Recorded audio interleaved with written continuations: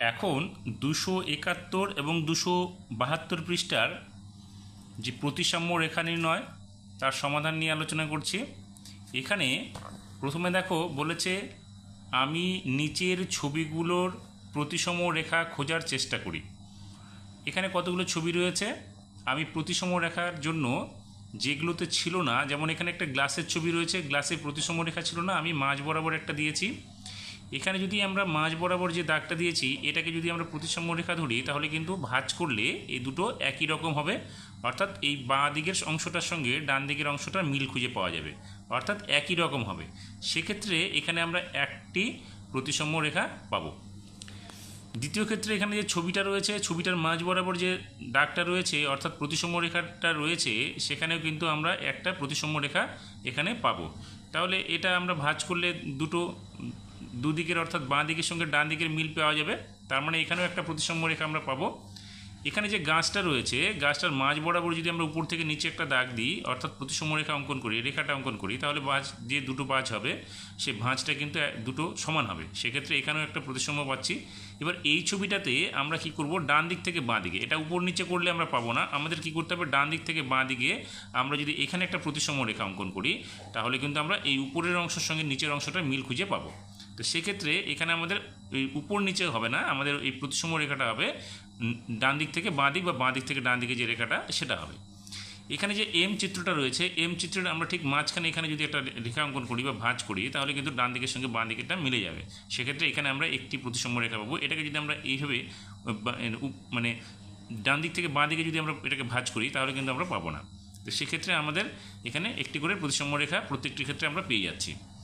এবার কি বলেছে, এইরকম ছবি এঁকে আমাদের দুভাঁজ করে দেখতে হবে, তাহলে আমরা কটা প্রতিসাম্য রেখা পাবো বা কোনটা প্রতিসাম্য রেখা হবে সেটা আমাদের নির্ণয় করতে পারবো। এবার দেখো নিচের দিকে বলা আছে হাতে কলমে প্রতিসাম্য রেখা খোঁজার চেষ্টা করি। তাহলে হাতে কলমে প্রতিসম রেখা খুঁজবো কোনটা ছবির ভিত্তি করে, এখানে এ বি সি ডি এই যে চিত্রটা রয়েছে আয়তকার চিত্রটা, এই আয়তকার চিত্রটার আমরা প্রতিসম রেখা খুঁজবো। তাহলে দেখো এখানে এক নম্বরটাতে কি বলেছে, আমি প্রথমে একটা আয়তক্ষেত্রাকার রঙিন কাগজ এ বি সি ডি নিলাম, তার মানে এই ছবিটা। এবার বলেছে দু নম্বরে আমি এই আয়তক্ষেত্রাকার এ বি সি ডি কাগজকে এমনভাবে সমান দুভাঁজ করলাম যাতে A B O C D ধার দুটি মিলে যায়। তার মানে এখানে যদি আমরা এই মাঝ বরাবর অর্থাৎ উপর থেকে নিচ বরাবর যদি একটা ভাঁজ করি এমনভাবে সেটা এ বি সরলরেখাটা সি ডি সরলরেখাটা এসে ভাঁজ করলে এখানে এসে মিলে যাবে। তার মানে এখানে দেখো কি বলেছে 3 নম্বরে, এবার ভাঁজটি খুলে দিলে ভাঁজ বরাবর পি কিউ সরলরেখা, অর্থাৎ এখানে যে একটা ভাঁজ হবে সেই ভাঁজটাকে কি বলেছে, পি কিউ সরলরেখা বলেছে, অর্থাৎ এই পি কিউ সরলরেখাটা হচ্ছে আমাদের এ বি সি ডি আয়তক্ষেত্রাকার একটা কী হবে, আয়তক্ষেত্রের যে অংশটা আছে সেই অংশটার প্রতিসম রেখা। প্রতিসম মানে হচ্ছে দুটো ভাগ সমান হবে, অর্থাৎ দুটো সমান সমান। এখন 4 নম্বরে কি বলেছে, এটা তো গেল আমাদের উপর নিচে, এটা কি প্রস্থ বরাবর। কিন্তু এবার আমরা দেখব দৈর্ঘ্য বরাবর প্রতিসম রেখা পাওয়া যায় কিনা। এখন দেখো 4 নম্বরে কি, একইভাবে এ বি এবং এডি ও বিসি ধার দুটি মিলিয়ে আর এস এই বরাবর সরলরেখার প্রতিসম রেখা। এবার কেন সরলরেখার প্রতিসম হবে এটা দেখো, আমরা আগেরটা কি করেছিলাম, আমরা আগেরটা করেছিলাম প্রস্থ বরাবর। একটা আয়তকার চিত্রের বড় বাহুটাকে কী বলা হয়, দৈর্ঘ্য, আর ছোট বাহুটাকে বলা হয় প্রস্থ। তাহলে এটা আমরা ছোটোর দিকে ভাঁজ করেছিলাম, তাহলে এটা হচ্ছে কি প্রস্থ বরাবর প্রতিসম রেখা পেয়েছি। এই ঠিক একইভাবে যদি আমরা এইভাবে দৈর্ঘ্য বরাবর একটা ভাঁজ করি মাঝে, যেখানে এডির সরলরেখার উপর বিসি সরলরেখাটা মিলে যাবে, সেক্ষেত্রে আমরা যে ভাঁজটা পাবো এখানে সেটা হচ্ছে আর এস, সেটা দৈর্ঘ্য বরাবর হচ্ছে এডি বরাবর বা বিসি বরাবর হচ্ছে। সেক্ষেত্রে এখানে আর এসটা হলো কি দৈর্ঘ্য বরাবর একটা প্রতিসম রেখা। তাহলে এটা আমরা কী পেলাম, একটা দৈর্ঘ্য বরাবর একটা পেলাম এবং প্রস্থ বরাবর একটা পেলাম। এবার আমরা যদি এটাকে কোণাকুণি ভাঁজ করি, অর্থাৎ এসি বা বিডি যদি ভাঁজ করি তাহলে দেখবে এখানে 5 নম্বরে কী বলেছে, কিন্তু বিডি ও এসি কর্ণ বরাবর যদি ভাঁজ করি তবে কি পাই। দেখো আমরা এখানে যদি ভাঁজ করি এসি বরাবর যদি ভাঁজ করি তাহলে কী হবে, এই বি কর্নারটা উপর দিকে উঠে যাবে এই যে এখানে, তাহলে এটা কিন্তু মিলবে না। এটা যদি মেলাতে হয় তো আমাদেরকে ঘুরিয়ে বসাতে হবে, সেক্ষেত্রে কিন্তু এটা সম্ভব না। তাহলে এখানে প্রতিসাম্য করতে গেলে আমাদের কী করতে হবে, এখানে যে ভাঁজটা করছি এসি বরাবর বা বিডি বরাবর, তাহলে কিন্তু আমাদের ছবিটা এরকম হয়ে যাচ্ছে, ভাঁজটা এরকম হয়ে যাবে। তো সেক্ষেত্রে আমরা দুটো সমান পাচ্ছি না। তো এই যে ছবিগুলোর উপর ভিত্তি করে এখানে একটা ছক রয়েছে, ছকটাতে কি বলেছে, বলেছে ভাঁজগুলো এদিকে দেওয়া আছে দুটি অংশ, মিলছে কি মিলছে না সেটা আমাদের দেখাতে হবে, এবং প্রতিসম রেখা আমরা পাচ্ছি কি পাচ্ছি না সেটা আমাদের এখানে দেখাতে হবে। তো এখানে দেখানো হয়েছে প্রথম এখানে বলছে প্রস্থ বরাবর, আমি যে কথাটা বললাম প্রস্থ বরাবর সমান দুভাজ। দেখো আমরা এই ছবিটাতে প্রস্থ বরাবর ভাঁজ করেছি পি কিউ সরলরেখা, তাহলে এখানে সমান দুটি ভাগ পাচ্ছি। তাহলে এখানে কি আমরা এই ভাগের সঙ্গে এই ভাগটা মিলে যাচ্ছে, অর্থাৎ এই বি সরলরেখার উপর সিডি সরলরেখাটা আমাদের মিলে যাবে। সেক্ষেত্রে এখানে কি আমরা পি কিউ একটা প্রতিসম রেখা আমরা পাবো এখান থেকে। এবার দ্বিতীয় ক্ষেত্রে দেখো দৈর্ঘ্য বরাবর সমান ভাঁজ করা হয়েছে, এই যে দৈর্ঘ্য বরাবর, সেক্ষেত্রে এডির সঙ্গে বিসি বাহুটা মিলে যাবে। সেক্ষেত্রে আমরা এখানেও কিন্তু একটা মিল পাচ্ছি যে এই অংশটা অর্থাৎ উপরের অংশের সঙ্গে নিচের অংশটা একটা মিল পাবো। সেক্ষেত্রে আর এস হচ্ছে আমাদের এখানে প্রতিসম রেখাটা। কিন্তু আমরা যখন আবার কর্ণ বরাবর এটাকে ভাঁজ করব তখন কিন্তু ভাঁজটা আর মিলছে না, এইরকম ছবিটা হয়ে যাচ্ছে। সেক্ষেত্রে আমরা এখানে লিখব যে দেখতে পাচ্ছি যে দুই ভাঁজ মিলে যাচ্ছে না, সেক্ষেত্রে এখানে লিখছে কর্ণ প্রতিসম রেখা নয়। তাহলে আমরা একটা আয়তকার চিত্রের কয়টা প্রতিসম রেখা পেলাম? দুটো, একটা হচ্ছে প্রস্থ বরাবর, একটা হচ্ছে দৈর্ঘ্য বরাবর। তাহলে এখানে আমরা লিখব আয়তক্ষেত্রের প্রতিসম রেখা হচ্ছে দুটি, তাহলে এখানে আমরা লিখব দুটি।